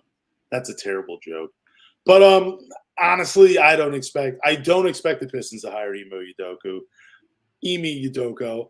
I don't think they signed Miles Bridges. And Brandon Miller, like I've already said, he's my second favorite prospect, basketball-wise after Victor Wembanyama. I want to talk about that Victor Wembanyama thing again. How many people think he is a day one contributor no matter what team he's on? I think he's going to contribute day one. I don't know what those guys were talking about when they said they don't think he's going to be an instant impact. What does that mean? Because instant impact, jersey sales, national media games, like he's going to have an instant impact on the Detroit Pistons. I'm talking about Victor Wembanyama. I answered the question, by the way. Yeah, when I saw that question, I was like, that's too good not to star and have on the podcast, because that's just such a, like, who knows if it would actually happen, but like that would be so damn funny if it did. It would be like a PR nightmare, I think, for the Pistons. You would have to question Troy Weaver drafting character guys. Like, not even character guys, like you basically. So Brandon Miller, obviously, we don't even actually know what happened. We just saw the police report saying he's a free man, whatever. You sign Miles Bridges. He had a domestic violence dispute. Obviously, he won his case in court, and the NBA is going to let him play after he does serve his suspension. And then Udoka, that's even worse, man. Like, Rob Murphy still isn't back. Troy even mentioned that, like, we're still trying to work through all that with Rob Murphy, because Rob Murphy basically did the same thing as Udoka. So it's crazy. Yeah, man, it's definitely, it's funny. It definitely is. Yeah, it's all allegedly, but like I said, that's just at the same time, it's just that I don't know. It's just crazy stuff. That it really is. What else we got in the Q&A docket? Should Cade play small forward? Play point. Should Cade play point small forward? He already does. Yeah, like the point forward spot. Yeah, I mean, we've talked about this. Like, regardless, here's what I want from Cade. I want him defending like 2s and 3s, but on offense, I just want him running the show. I don't want the heliocentric offense, but I want him. I compared him to Chris Paul at one point, where he sees the game at that type of level, where he's always trying to, make others around him better, just like Chris Paul. So, yeah, I want to see Cade play that point forward role, because I think if you haven't played that point forward role, you could go with Jaden Ivey and you can go with an Alec Burke in the lineup. You know what I'm saying? You got 2 6'5" guys and a 6'6", 6'7" guy. Like, it gives you great size with him being a guard or being a point forward. It gives you a lot of different opportunities. It allows you to experiment with the lineups a lot with a guy with his size at those positions. Yeah, for sure. Brian has a great question. Why does Isaiah Thomas seem to step in poo of his own making so often? Dude, he just wants his respect. And I don't know if he just looked towards Detroit fans, he would know that he is king of the Pistons no matter what. He's our guy that's on Mount Rushmore. We respect the hell out of him. I even, told him you were a legend in Chicago before Michael Jordan, because he was playing for St. Joe's under Gene Pingatore. He was the man of Chicago before Jordan was there. He won 2 championships before Jordan got to the finals. We love Isaiah Thomas. Just look towards Pistons fans and you wouldn't have to make a fool of yourself. But also, he does have a point, though, man. Like, I do think because he's a guy that you could easily rile up, because, he's kind of an emotional guy. Let's just say that. Yeah. Based on what we see in the media and how he has responded to certain questions, he's an emotional guy. And he doesn't like to be disrespected, because he's felt like he has been disrespected throughout his career, after his playing career. So that thing with ESPN, which I'm sure that's what people are talking about, just put a picture of him smiling, man. Don't make him look like a bad boy, dude. Make him look like Isaiah Thomas. Dude, he had a great smile of the 80s, man. He did. Let him have that. Yeah, I saw that. He called into ESPN. I think it was the Max Kellerman show with Keyshawn Johnson, and they have a picture of him just frowning, and like he hangs up the phone and said, "Get a picture of me smiling," and they do it. It's even worse. Yeah. Oh, I was just gonna say, didn't he like? I know Magic had the smile, but I thought Isaiah Thomas had the smile too. Like they had that commercial smile where you're like, man, that's a good looking guy. That's just what it was, or something. I also think that people rile up Isaiah on purpose because it gets clicks. Yeah, Like definitely. he was on All the Smoke where they had a 2-part interview where they asked him about The Last Dance, they asked him about Michael Jordan, and like people always say Isaiah needs to let it go. Well, you know what needs to happen? People need to stop asking him the questions about The Last Dance and what happened. They need In to the stop. dream team, dude. Yeah, they need to stop asking him because you're just riling him up and opening up old wounds that he probably wants to forget. Like he's not just going on Twitter and saying, "Oh, F Michael Jordan." No, it's people that interview him constantly asking him the same questions that gets clicks and views. Like I can guarantee you that he doesn't think about it unless people ask him about it. Yeah, like we need to remember that Isaiah Thomas, he was the first black man to own a sports franchise and to own a sports league. He owned this was it the CBA before, and then the NBA started the G League. Like there was a real opportunity where the CBA was going to be the developmental league of the NBA, but then the NBA went a different direction. But Isaiah Thomas owned that. He's the first, black sports owner. Like he was the first one to do it. Like, I mean, we need to celebrate him for those things. And those are the things we need to be talking about. We don't need to keep asking him about the dream team because he's never going to change his answer. Like, I don't know. Yeah. I don't know what people are expecting to hear from him after he's answered those questions the same way so many times. Like, what do you expect him to say about Michael Jordan that he hasn't already said? Exactly. It's just like you keep asking him the same questions. Of course, he's going to be mad. Of course he's going to kind of feel some type of way. Yeah, and why don't we ask him about what he was trying to do when he was building the Knicks? Why did he draft Damon Stoudemire for the Toronto Raptors? What did he see in Tracy McGrady that any other team didn't, and he drafted him in the lottery? Like, I would like to ask Isaiah Thomas those questions, about his general management stuff and how he scouts talent. And I don't care about the dream team stuff because, we already know they didn't like him. They didn't let him be on the team. End of story. It sucks. For sure. This is a good question from Sam. He said, "Who does Pistons fan base hate more, Killian or James Wiseman?" I think they hate James Wiseman more because there's a good number of people out there that will point out the worst parts about James Wiseman's game every time he plays for the Detroit Pistons. There are people out there that will never say anything positive about James Wiseman because they don't look for the positive stuff. But for Killian Hayes, that dude has so many defenders still out there. Like people still see, like I said, the 10-5 this year, and they're like, look, you just give him the ball and give him a chance, and that's what he's going to give you. I don't see it that way. So Pistons fans, they hate James Wiseman more than they hate Killian Hayes. Yeah, I would say that the hate is pretty even among Pistons Twitter. I would say James Wiseman, I think he got more hate just because Jalen Duren wasn't starting anymore. And I don't even think it was that they hated Wiseman. It was just a coaching decision of not starting both of them. Because I think if you started both of them from the start, Wiseman probably wouldn't have gotten any hate. And I think Killian just gets shit on and hated on because he just makes really bonehead plays. I mean, dumping it off to Eugene Amarui where he got blocked was just the most pathetic thing I think I've ever seen.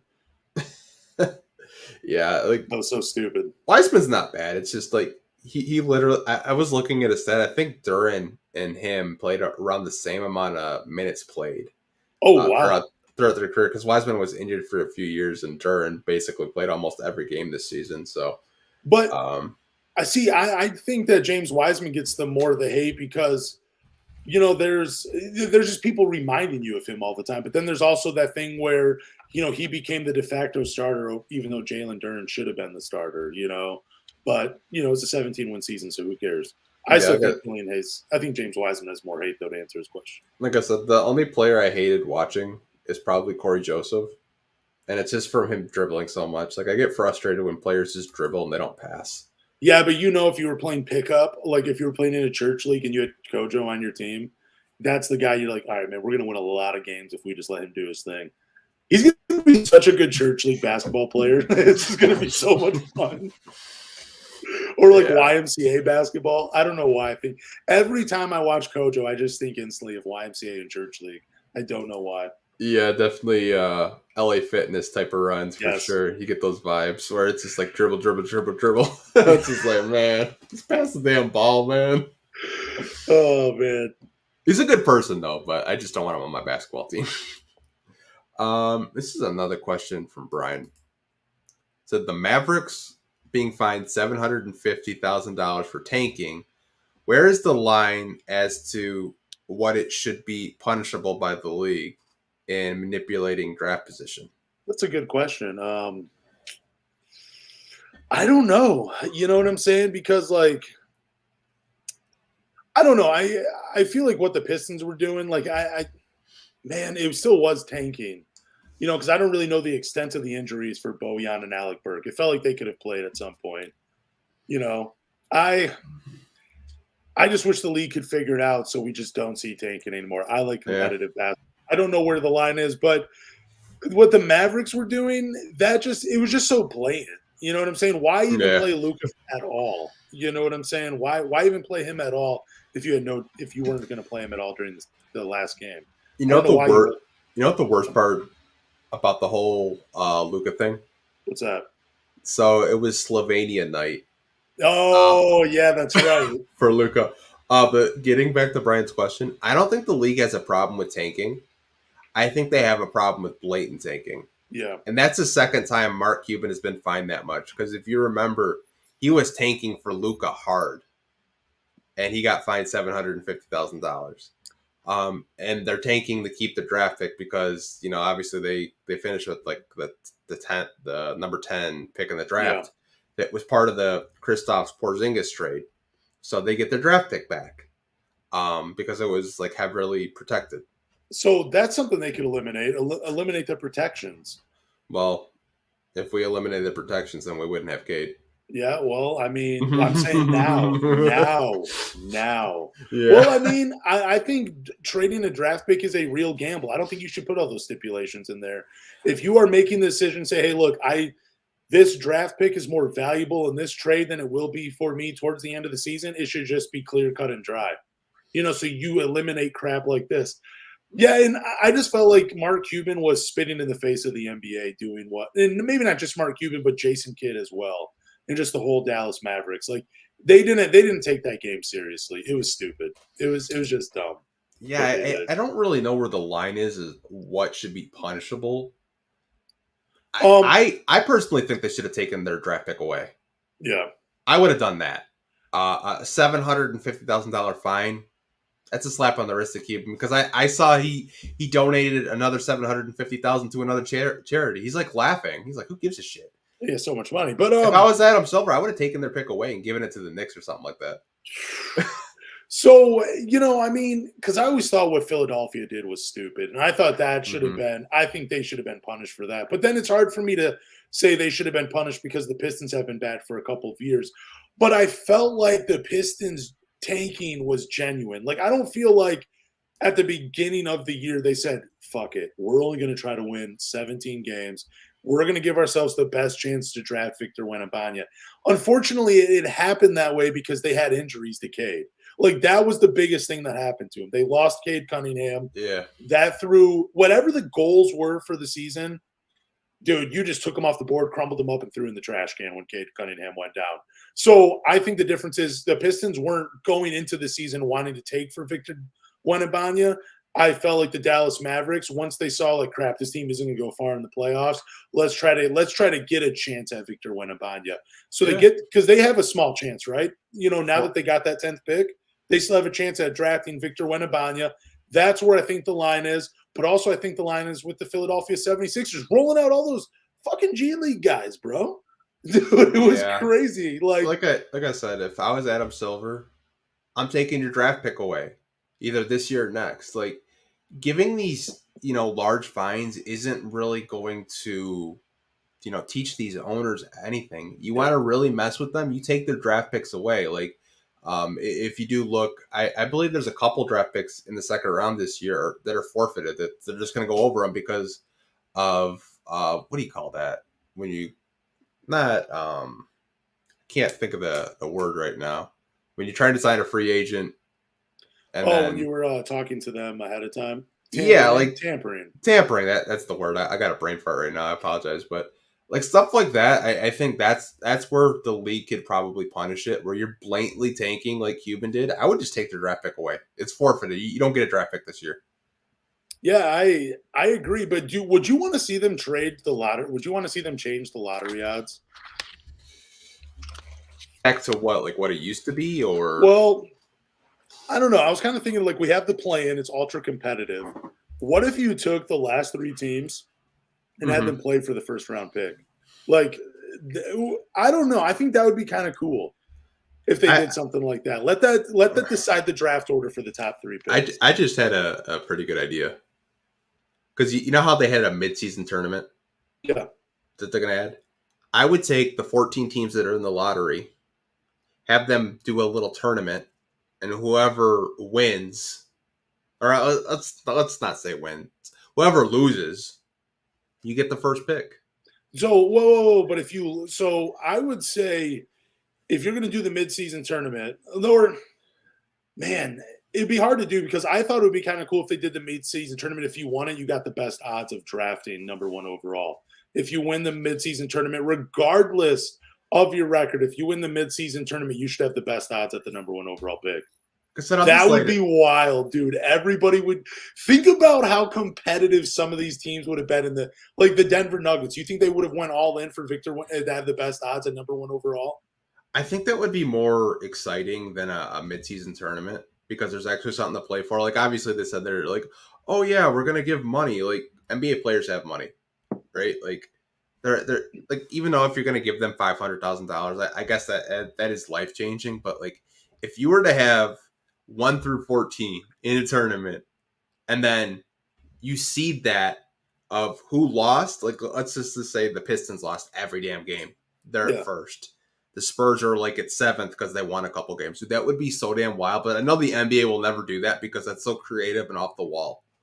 I think it would be cool. But if you win the midseason tournament, your odds increase for the number 1 overall pick because then what you would do, you would create these teams that are still playing teams. Like imagine Oklahoma City, with how young they are, but they're on the verge of becoming a playoff team, but then they have the best odds at number 1. That or New Orleans. I mean, I would hate to see that happen again because they just got Zion. But yeah, I'm just talking crazy though, man. Yeah, like same. Because I was kind of thinking, I was just like, just have like I don't know, it's weird. Like you said, like tanking is teams are still tanking even though there's a less odds. Like because it used to be 25% when Philly was doing it, now it's 14. Yeah. I don't know. Like I just think leave it on the floor, man. Tanking's not the problem. Just I mean, like, don't you think though the Pistons would go if they were like, hey, at the end of it, like it didn't matter what their record was, but they were a bottom 3 team anyways. And then the NBA said like, hey, look, we're gonna put you in like San Antonio. Who are the other teams at the bottom of the league right now? Houston, and then I don't know. We'll just say the Dallas Mavericks. You 4 teams are going to go play for the number 1 overall pick. Dude, the Pistons, they might take Cade Cunningham and be like, hey, we need you to play right now. I like Brian's idea for who should win the lottery. And he says, I think the owner that can do the biggest line should get the top pick. Or win him, baby. Yeah. We're winning, baby. Tom Gores will just snort that whole line like it's nothing. Imagine they're like, okay, here's what we're gonna do. We're gonna have a t-shirt throwing contest. Whoever can throw a t-shirt the farthest, they get the number 1 overall pick. We'd be fucked. Like it would be terrible. I love the comment section sometimes, man. They're entertaining as hell, man. I do think the midseason tournament is the stupidest thing I've ever seen. I don't think fans want to see that. No, I don't think so either. Like, we don't want this to be soccer. Like, it's cool for soccer, but it's a totally different league. It's not set up the way the NBA is. Yeah, it's stupid. Yeah, it's just dumb. I said it was stupid. Like, oh, it's more free basketball. I'm like, you're not going to watch it. Who are you kidding? I mean, imagine teams, people be like, oh, well, my team won the midseason tournament. They're the real champions. Like, shut up. No, they're not. Honestly, yeah, it'll be like the Hornets or something winning it. Oh, it's the Kings. That'd be something to make fun of them for. I gotta stop making fun of the Hornets. I make fun of them every podcast, it seems like. Yeah, you have a real agenda against the Charlotte Hornets. Like, I don't know what that is. Apparently Jerry Stackhouse does too, because he didn't want to coach him last year. Here's a question from SJ, NBA draft question. Who do you think Weaver will pick between Thompson twins if the Pistons drop to 4 to 5? If I have to pick between the Thompson twins, because my answer is Jarris Walker at 4 or 5. Mm-hmm. If I had to go with one of the top, I'm going to go with Mean Thompson. You know what I'm saying? I mean, I've watched him play. He kind of reminds me a little bit of Sean Marion with like that. He's just so smooth with it, man. Like there's a smoothness to his game. Not a great shooter. Good defensively. Again, though, but it's in the overtime elite. I don't know how great the competition is. I think it's hard to evaluate guys like that are playing in that league. It's no offense to them. Go ahead and get your money while you can. I think that's great. But I would go with Mean Thompson just because I think the potential's a little bit higher. But also I think out of the two of them, he could probably be the day one contributor between the two. Yeah, I think it's a Soar. Okay. I think a Soar's better than a Mean. I think he's more of a consistent jump shooter. I think he's a better passer. I think if you look at a Thompson's win, I think everything you said about a Mean, spot on. Super athlete. Obviously, they both played together. They had the best team in the overtime elite league. I think they only lost one time. They were 14-1. Holy crap! And that, like I said, the competition there. Like you look at the rosters, there's not too many former NBA players, but there are some. I saw Tyler Bay in there, who was in the same draft as Sadiq Bey. He plays in the overtime elite league. So, oh wow! Yeah, I mean, there's some NBA players in there, but like if I had to pick between the Thompson twins, like which one I want, I think Pistons fans, if they watch the tape, Soar Thompson makes more sense to me than a Mean, just because the 3-point shot's a little bit more consistent. But I mean, long term, who do you like out of those two? Long term, I think if a Mean hits his potential, he's the better player. Soar's better right now, but yeah, I think a Mean has all the tools to be a great player in the league. I mean, if I'm drafting between those two, I'm going to draft the guy with the higher potential, the guy that I think, I don't know. I mean, like it's going to be fun, like a better team fit. But a Soar, he's solid right now, so I'm taking a Mean. Yeah, I mean, some people are like, it's full of high school kids. There are some former NBA players in the overtime elite league, but it is mostly players that obviously, didn't make college teams. But there are some former NBA players in there, you guys. Go look at the rosters. Jack. No, I'm just kidding. This is a question for you from Mike, who we had on the podcast last week. Oh, nice. Therese. Better playoff. Oh, come on, bro. Come on. It's Harden or Lance. It's me. I haven't even brushed this bad boy out. Speaking of beards, if you're a beard company and you're watching this, send me some stuff. I'll promote it on the show. I'll even sell it in my barbershop. Why not? But, yeah, dude, it has to be me. I was actually going to wear a teal Pistons jersey and ask people who wore it better, me or any of the Pistons this year. Like, there's probably at least one Piston I look better in a teal jersey than. Yeah. Got the body of Dennis Smith Jr. over here, bro. Pre-injury or post-injury? More like Kyle Lowry. That's it. Let's be honest. Or Khalid Al-Min, if you know who that name is. Oh, man. That's funny. Mike always has the funny questions for sure. That's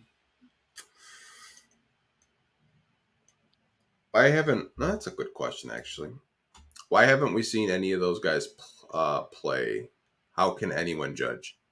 I mean, you can watch the Overtime Elite League. I mean, it's free to watch. Now, does ESPN pick it up? No, they don't really pick it up too much. I think I've seen maybe one Overtime Elite League, and that's just because Drake was there. But I mean, okay. Other than that, I mean, you can watch the games if you guys want to watch the full games, or pull up some highlights of the Thompsons wins. I mean, to me, it kind of reminds me of LeVar Ball's league that he had a few years ago. See, that's what I didn't go that far and say that though, but that's why I like, even on Twitter, I've been skeptical when people are like, well, defensively they're really good. Well, dude, they're in the overtime elite league. How do you know that? Like, the guys a lot of those dudes they're playing against aren't going to be professional basketball players in the NBA, I feel like. So And I mean, that's the same way for a lot of guys that are coming up, like guys that are even playing in college. But I just feel like the competition in the overtime elite is not as good as you would get in college or the G League Ignite, what they get in their experience. So I think it's hard, man. I agree with MB well. I think it's very tough to judge those two players. Sorry, I just went on a rant. Yeah, for sure. Like I've kind of thought about it. I think when you look at the overtime elite league, it reminds me of a LeVar Ball's league. It's very similar. Now, obviously, it's not as I don't want to say it's as well as broadcasted because LeVar actually got it on TV. I don't think overtime has gotten it on TV as much. But like I said, it's not like the G League Ignite team with like Scoot Henderson and stuff. At least they're actually playing against guys that have played college basketball and guys that have actually are professionals. Like these kids aren't really professional, so I guess it is a little harder to give a good opinion of what they could possibly be in the NBA. How many lives do you think LeVar Ball destroyed with that basketball league? Like so many kids opting to go play in that league because they thought it was like they're going to make a lot of money, that it's a good thing for their future instead of going to college. He destroyed a lot of lives. We don't talk about that enough with LeVar Ball. Got his sons to the NBA, but nobody else. I think he did good, but like at the same time, I think he kind of the main reason why he made it is because his son couldn't play. We don't even talk about that. He's crazy, man. Yeah, I mean, like honestly, I think what he did, it's just that's why overtime kind of copied off of it. They're like, oh, that's a great idea. Yeah, but even then, let's see how long it lasts. I'm just skeptical of it though, because like again, I don't think the competition is just great. Yeah, I know. I don't know. Oh man, you guys mention it every week. Oh my god. You guys are funny. Which NBA playoff matchups are you guys watching? Well, I'm watching Golden State and Sacramento because that's a lot of fun. Mm-hmm. I mean, how many games do you think that goes? Do you think Sacramento takes it in 5, or do you think it goes like the full 7?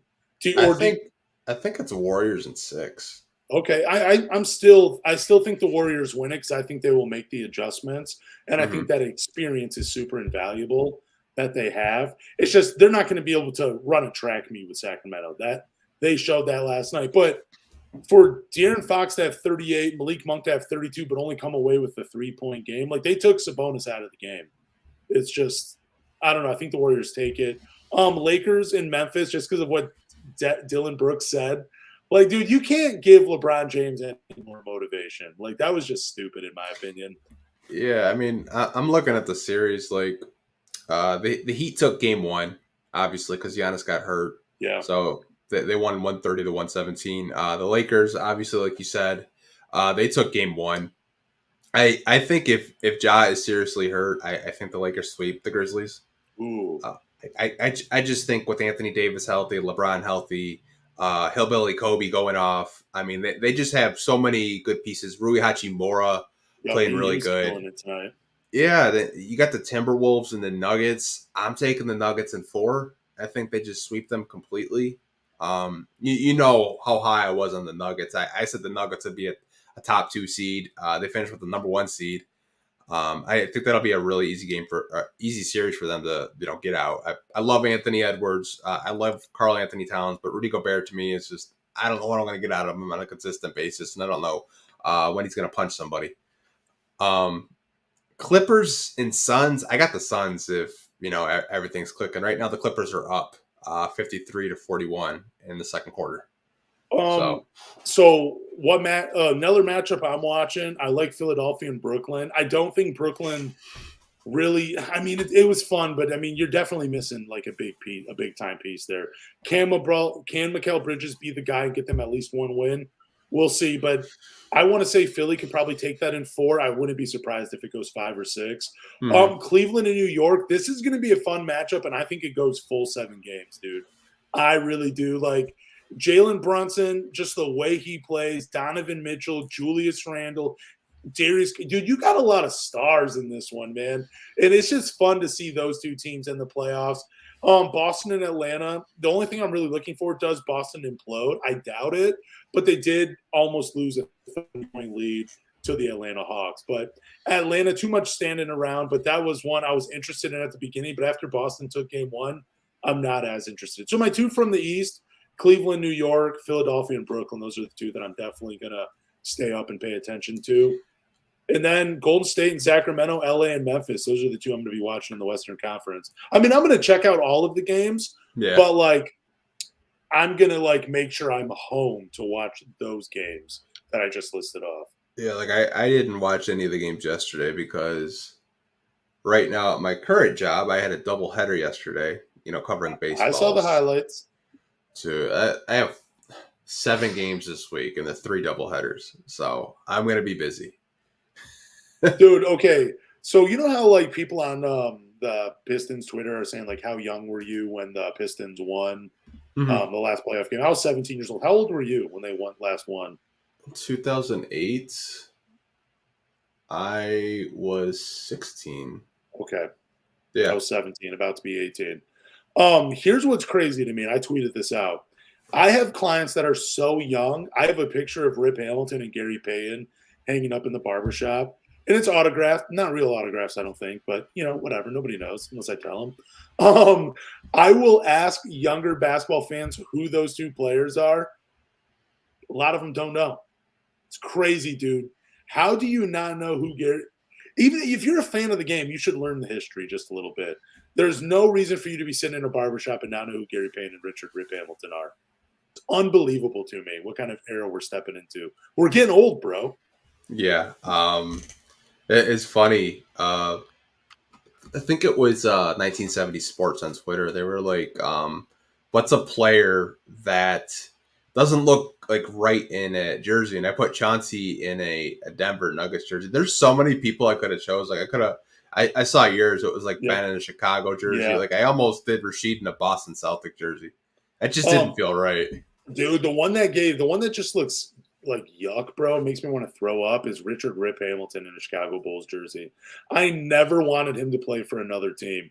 Like I've talked about him being traded, like I thought he should have been traded over Chauncey, but I really never wanted to see that backcourt, broken up. And man, Rip, like for him just to be traded and play 1 year in Chicago and average less than 10 points, that's the way he goes out. Sucked, dude. He deserved to retire a Piston. Yeah, I mean, the way it ended, I mean, there's just like so many, like, could have put Chris Webber in a Pistons jersey. To me, that was just wild. I never thought I'd see C. Webb in a Piston jersey in my life. Okay, let's end the podcast with one more trade bench cut. Tracy McGrady, Chris Webber, Allen Iverson in Detroit Pistons uniforms. Okay, ladies and gentlemen, we are going to end the podcast right now. I can't do that. I'll get freaking fried for that. Okay, if I have to pick, I'm gonna go start Chris Webber, bench Tracy McGrady. I'm trading Allen Iverson, and the reason I'm trading Allen Iverson, I was listening to the Knuckleheads podcast, and he said he hated Detroit. Not when he played here, but when he was growing up, he was such a fan of Michael Jordan that he hated the Detroit Pistons and did not want to root for them. So you are being traded, Allen Iverson. I'm sorry. Oh, that's hilarious that Joe traded for him then. Yep. Yeah, Allen Iverson hated him when he was playing. That's hilarious. That's funny. I did not know that. Yeah, there's something I wanted to bring up, but I can't remember what the hell it was. But why don't you tell the people where they can find the podcast, where they can support it, where they can rate it? Thank you guys for listening to the Detroit Pistons. Wow, I got to do that again. Thank you guys for listening to the Pistons Talk Podcast. We really do appreciate it. Do us a favor. Go to Apple, Google, Spotify, or wherever you listen to podcasts and hit subscribe. After you subscribe, leave a review and drop a rating. But more importantly, tell a Pistons fan. See you guys next week. Peace.